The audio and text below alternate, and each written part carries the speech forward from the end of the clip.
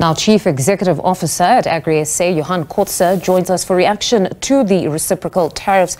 Good evening, Johan. Thank you very much for joining us on the program. Now, before we get to the impact that these reciprocal tariffs will have on the industry, I want us to start with just that clip. We have Minister Parkstyle there indicating that they're quite concerned about how the US arrived at this calculation of some sort of a 60% tariff, and then they decided on a 30% tariff to impose on South Africa. What did you make of just that whole debate? I think we won't never be able to understand it. I don't know. To be honest with you, I've heard some calculations on how they calculate that. But I think we're blindfolded if we wanted to understand the tariff itself. I think for me it is the 30% that kicked in as a kind of a shocker into the market to change the way that we do business with America. And I think that's what we need to accept. So reciprocal trade is also, I would say, it's not a 1 and 1 is equals 2. It's a different concept of how they reason with it. So I think we're going to look for an answer, find the answer, and then understand. But actually, even though we understand the answer, that's not going to give us the opportunity to trade. Because the reality is they now is at 30%. We need to look differently into it. I suppose that is perhaps the way to go. Because we're here at the 30% tariff now. So what is the impact, though, of this tariff, specifically on the agricultural sector? Because we understand that it will be the hardest hit.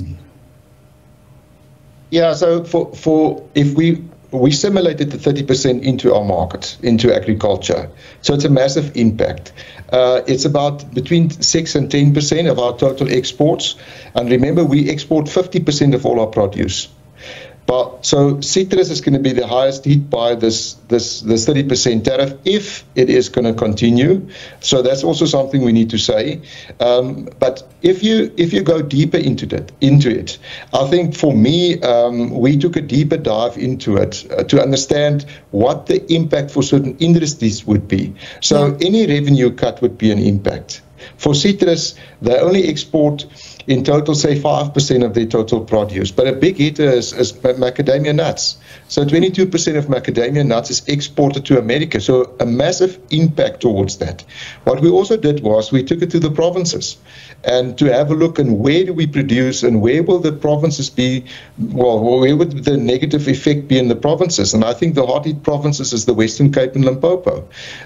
So for me, the first one was to understand the possible impact of 30% on agriculture, and will we survive this, and how are we going to survive this? If we had to delve deeper with the citrus sector, here some are saying that possibly it might survive purely because it's a seasonal export, that you've got the US local markets that would have their own citrus, but once they've run out, it's out of season, then they have to be sustained by the South African ones. So nevertheless, if anything, we would be able to sustain ourselves, and even you might find that the US market, the locals, will actually be impacted significantly because our citrus would be coming in more expensive, but nevertheless, we would still be able to sustain them. Yeah, 100%. So maybe just one thing on the total impact. Will we survive? We will survive. It's going to be difficult. It's already difficult. So we were handed cards, 30%. That's the cards in my hand. So how do we deal with it? So I've been in America with a group of businessmen last week, and one thing that came to mind is AGOA is also important to them, because South Africa is strategically important in trade for America. So we minute. I said to the one person, I feel like, or I felt like a small little piece going into America. But after spending time there, I realized even though we're small, strategically we're strong. So one or two concepts. Agriculture plays a major role for America in Africa.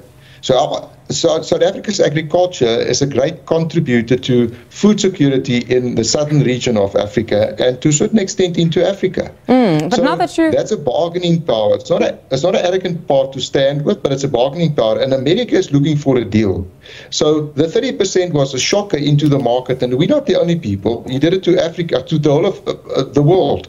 And now we need to go back and see if we can find ourselves negotiating a new deal with America regarding specifically agriculture and the goods we have. Interesting that you mentioned that America is looking for a deal, because when listening to Donald Trump yesterday, I could get a sense that this man is amenable to some sort of further engagement with all the countries, because we've been hearing that he's a transactional president. So meaning what he was doing here was firing the first salvo, but most certainly the door's not closed. He wants to find out what other countries are willing to put on the table if they want to continue to enjoy the benefits of perhaps free access to the markets of the United States. But most certainly, if we look at AGOA now, some are saying this specific move has cast further uncertainty around AGOA, because this specific move, or at least the tariffs that have been imposed, are under the Section 232 of the U.S. Trade Expansion Act. So meaning it overrides AGOA to a certain extent. Or you believe there's still room to maneuver? It's not all good.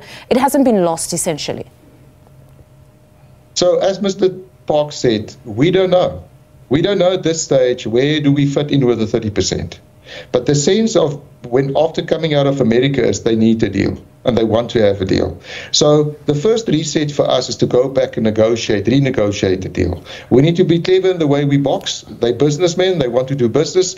The Trump administration are business-minded. They use the political issues to kind of stir and then go into the business and say, how can we do the business? And there's a lot of sense in what they do to create stability. There's a lot of sense of opening new markets. However, there's a big play for us going back and reset ourselves in the way that we trade. So what do we do with 10%? The 10% that we export, say it's 10%, and we can't go back to America. Will we survive? Of course we're going to survive.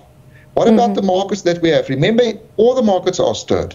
And somewhere there's little gaps now opening that were never there before because the Americans took it. Yeah. We need to box clever now and find ways, new markets. So in our minds, the first thing that needs to happen, irrespective if we have a brilliant AGOA or a new deal, we need to diversify the markets that we have in Europe, in the East, wherever we go. So we need to find a new way to live in a very uncertain kind of world full of tariffs. Okay, so you need to forge greater trade relations perhaps with Europe or Asia, that this presents that opportunity now and gives that renewed impetus to go and search for other markets.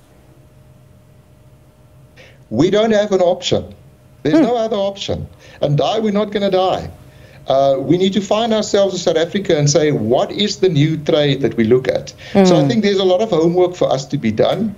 I just felt coming back, we still have a very big role to play in the world economy, even though we're small.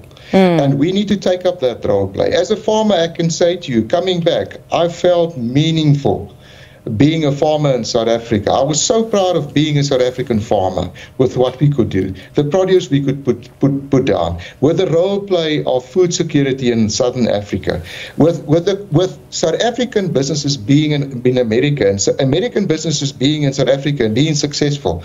So I wasn't discouraged after coming back from America, and I think we kind of knew that he's going to put the tariffs forth. The take is now we need to take up the relationship with America and start negotiating a deal. And I'm not saying we need to bow down and say, what could we do to uplift the 30%? We should go as trade partners and a fair trade, sort of fair trade out, and make sure that the trade is going to continue between us and South Africa, America. South Africa is a strategic player in the world economy. We are minute in the world economy. But remember, being strategically positioned and where we are, scarce minerals, the people we have, the people's skills, the produce, we have a role to play and we need to take up that role.